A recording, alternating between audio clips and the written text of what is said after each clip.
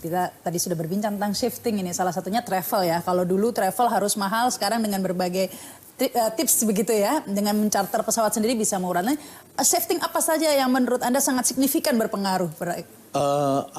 Shifting ini kita jangan mereduksi shifting itu hanya dengan melihat dari offline ke online.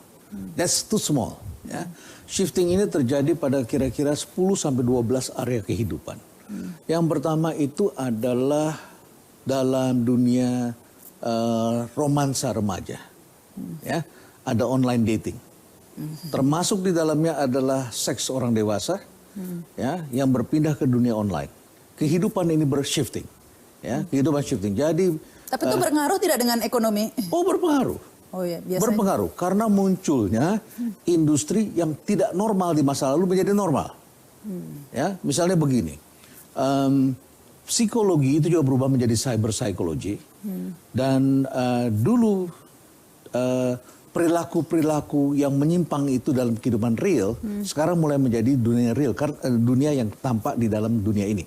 Saya ambil contoh saja perilaku yang disebut sadomasochism, ya, perilaku hubungan seksual dengan kekerasan, ya, dan tentu ada alat-alatnya, latex, ya, topeng, ya, alat pecut, borgol, ya, dan lain sebagainya. Itu sekarang penjualannya naik sekali di dunia internasional itu. Dari mana? Karena dulu the slave and the master itu adalah sebuah kejahatan. Ini adalah the master. Orang yang senang melakukan kekerasan, ini adalah orang yang senang ditindas. Dan dulu itu adalah karena ini adalah penyimpangan. Ini budaknya ini adalah tidak diketahui ada di mana yang perilaku the slave-nya. Tapi masternya ini mencari mangsa. Dan dicarilah orang baik-baik kemudian melakukan kriminal, diperkosa dan sebagainya. Akhirnya disandra. Dan ini sebuah kejahatan.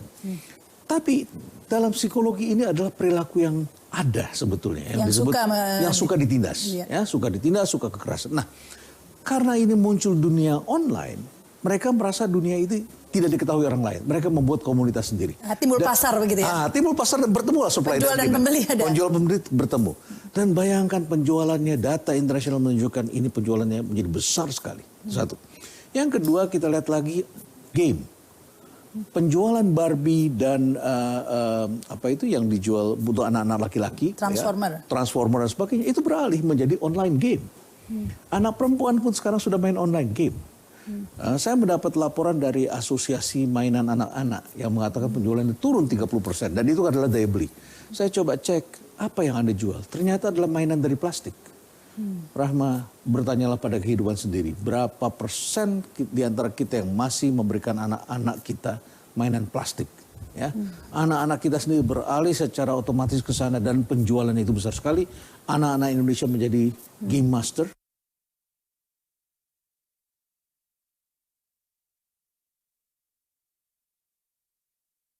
Kemudian kita bisa lihat lagi pada pendidikan. Pendidikan pun perlahan-lahan shifting. Universitas-universitas terkemuka mempunyai service di bidang sekolah jarak jauh dengan online ini. Ini banyak, termasuk saya mempunyai sebuah kanal di Indonesia X. Ya.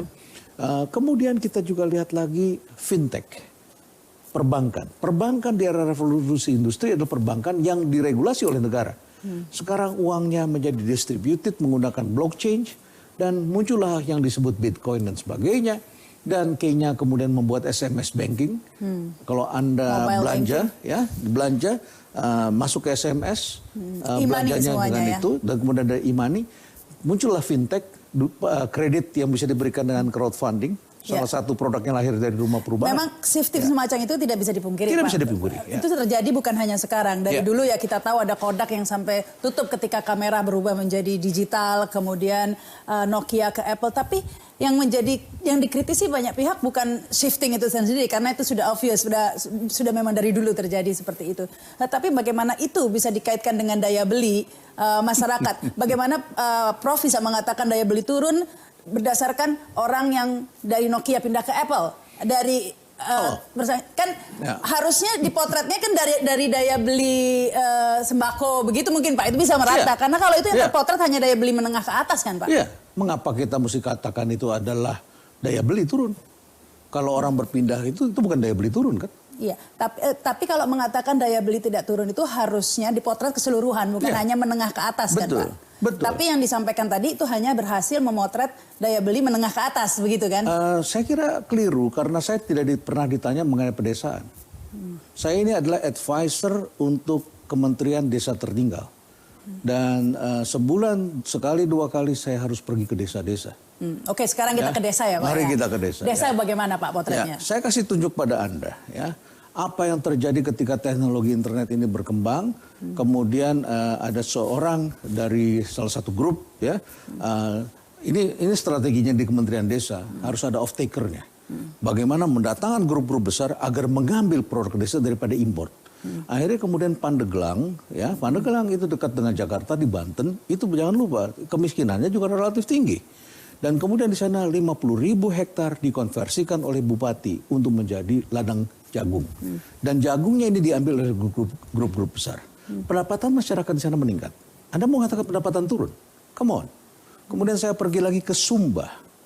Sumba yang dulu daerahnya sangat kering dan tidak mungkin pertanian muncul.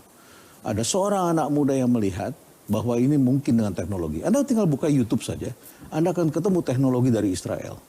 Bagaimana Israel bisa membuat ladang pertanian. Tetapi mereka tidak punya jaringan komunikasi dengan Israel. Apa yang dilakukan dicari? Ternyata yang bekerja di sana ada orang Australia, ada orang Thailand dan sebagainya. Mereka belajar dan mereka kemudian bisa membuat pertanian di daerah tandus.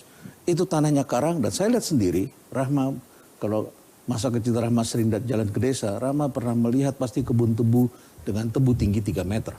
Hari ini di Jawa tebu rata-rata 1,5 meter. Tapi di Sumba saya pergi sendiri ke sana, saya menemukan ada ribuan hektar tanah yang dibangun dan setiap rakyat mendapatkan kira-kira 3 hektar di sana diberikan. Dan itu ditanam tebu dengan sistem irigasi yang baik sekali, dibikin embung cukup banyak di sana dan masyarakat kemudian menanam tebu dan dibangun pabrik tebu besar. Sumba, daerah terpencil yang sangat jauh sekali. Mari kita pergi lagi misalnya ke daerah Lampung.